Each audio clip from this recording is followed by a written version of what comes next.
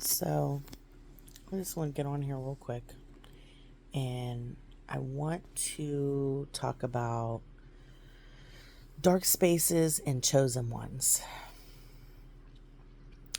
Because a lot of people ask me, like, how do you know if you're a chosen one? And,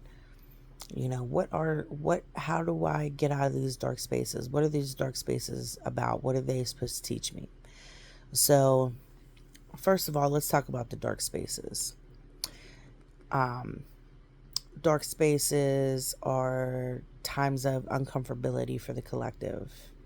These look like times of turmoil. In the terror community, we call them tower moments. It's basically divine intervention. Um, in clinical terms, it could be depression, it could be a manic phase. In the spiritual community, we call it dark night of the soul. But generally speaking, these rock bottoms or these pits of despairs, these uncomfortable spaces, are basically kind of like a spiritual cocoon. So, as uncomfortable as these dark spaces can be, we need to be utilizing these dark spaces in order for us to heal and to become the best version of ourselves so we can step into our highest timeline and be in alignment with things that are meant for our highest good. And I think it's important that we learn how to surrender to the dark spaces, surrender to the uncomfortability.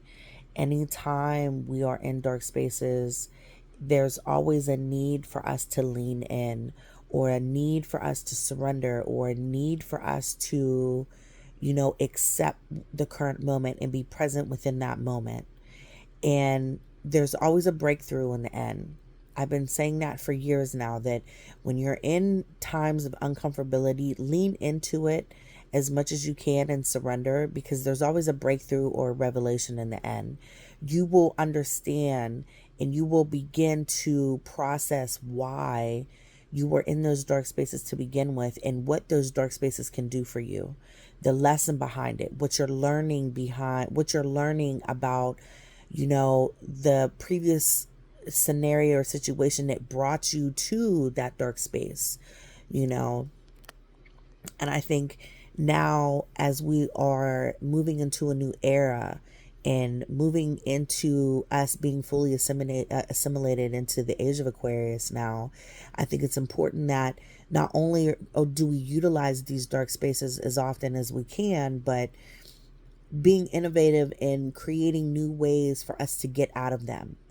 Because I've been saying that for a while now. As successful as we can be, or as abundant as we can be, we still live in a place of duality. So, no matter how abundant or in alignment you feel like you are, to some extent, we'll always hit roadblocks or obstacles, or, we'll always have some type of negative experience that, is looked at as like bad. But if anything, I feel like in order for us to bring balance, we're going to have to be innovative in creating new ways for us to get out of those spaces. So every time we come to these rock bottoms, we're not sulking in them, and we are allowing ourselves to process through that experience and then move on and progress forward, which I feel like is really important.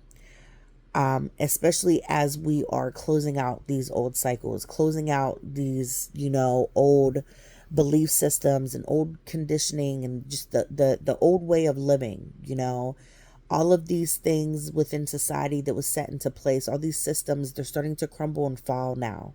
We're starting to see the end of, you know, um, we're starting to see the end of certain things that have been impacting us throughout our whole life due to societal things. And so, going into me talking about chosen ones, not only is it important for us to utilize these dark spaces But chosen ones are the ones who go through these dark spaces the most. Chosen ones go through the most uncomfortability, the most pain, the most suffering. And it's not that it's not that we want to or that we deserve it, but we are built for it. And let's not forget that when we come here, when we are incarnated here, we agree to a lot of the experiences that we go through within our life. That's a part of our soul contract incarnating here on this physical plane. We agree to go through trauma. We agree for us to go through adversities throughout our life.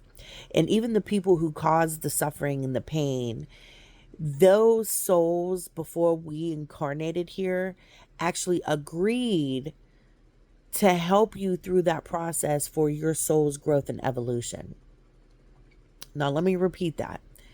The people that caused the suffering or pain were souls before your incarnation, and they agreed to put you through that for your soul's growth and evolution. And the thing about chosen ones is that, people always think that, people who suffer from, mental health illness, or ones that are survivors of, violent crimes or abuse, or, they're victims in some way, shape, or form due to their pain and their trauma. A lot of people think that those people are broken. And some of them might be. Some of them don't know how to navigate those spaces with enough courage and confidence for them to get out of it. The chosen ones know how to carry themselves in certain situations where when people look at them or hear their story, it's like they wear it very well, or they carry their pain and they make it look good.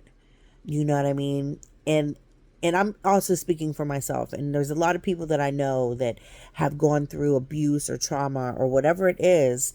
And if they tell their story, you would be so inspired by how optimistic they are, how positive they are at life, how they didn't let that certain situation, break them, and that's the one thing that we need to understand about chosen ones is that we go through these, uncomfortable spaces, but not only is it for soul growth and evolution, but sometimes that trauma or that uncomfortability is generational.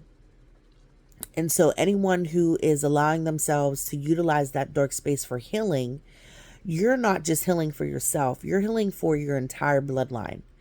There could have been systematic behaviors or patterns or habits that have happened throughout every generation. And when it came to you living in this life, it stopped with you. You took accountability. You whistleblowed it. You called it for what it was. You acknowledged and didn't ignore it. And you refused to go on and to continue experiencing that. The relatives that maybe before you might have been, you know, in denial about what they experienced or what they were going through, that they just continued to push on. And in any case, it might have worked for them, but the chosen ones don't just lock it up and we move on. We feel it so much to the point that anger kicks in and all these emotions surface, and we wonder why we're so angry or we're so upset, why we let these people do these things to us, whether it was out of our consent or maybe we were just, foolish in certain scenarios that we let people do things to us, or we let ourselves be in certain situations. But us making those choices were probably generational. Someone before you probably was in the same situation and went through the same thing, and so chosen ones are meant to go through pain and suffering so that we can help switch it, so that we can help break those generational curses and break the systematic behavior within your lineage that caused so much pain and suffering to begin with. just by simply not acknowledging it or denying it or not wanting to get to the root problem of it, you know.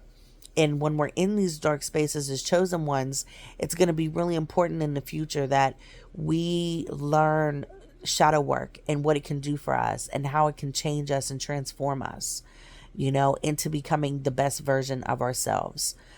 A lot of us today, we're so ego driven and we don't know how to be any other way. But if you're doing the shadow work, you're actually eliminating the ego and now giving yourself the opportunity to be able to discern between ego and intuition.